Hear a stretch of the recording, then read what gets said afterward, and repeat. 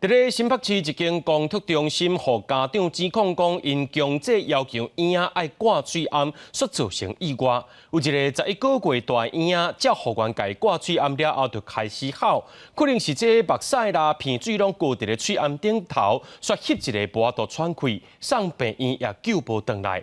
即马家属今仔日咧是要来告这公托中心的主任加3个，加这照护员等3个人，要告因过失致死。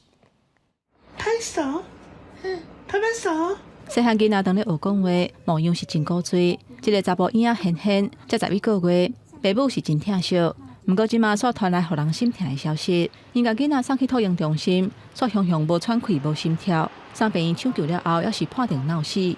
家属公布立场，决定赔偿，而且控诉公托中心无好好照顾囡仔。当时的情况下，已经口罩全湿了，都吸住了。 他就没办法自救吗？那你为什么要强迫他戴吗？你没有办法一直顾着他，你为什么要做这个呢？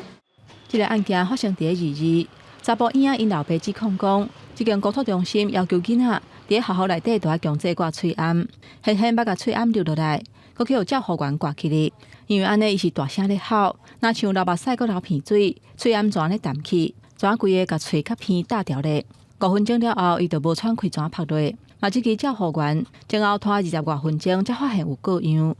好不容易等了8、9年，终于来了这一个小孩。那我没想到说，就是好不容易来了这个小孩之后，就这样子跟我们相处11个月，这样就走了。小孩口罩湿的时候，你们知道吗？知道吗？显显因爸母伫2日告3个公托中心的人员过失致死，2个照护员拢互移送检方复审。那出代志的这间公托中心的负责人回应讲。 最近是传染病高峰期，考虑保护囡仔的健康，才会有嘴罨令。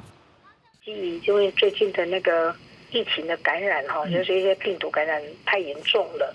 那我们基于是在保护孩子的健康，避免交叉感染之下，才会有这样的一个动作啦。针对发生这项危险的代志，公托中心的负责人是几下届回息的，新北社会局嘛强调讲，案件发生的原因。 要爱病院甲司法单位来厘清，那违法的情形会依法来处分。我们会持续陪伴家长，提供任何需要的协助，也会进行相关调查，了解事件的原因。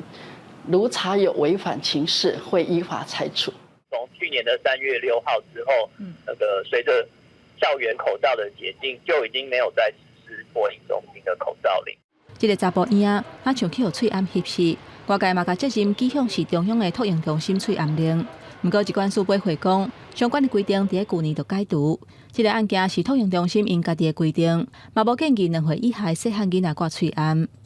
记者综合报道。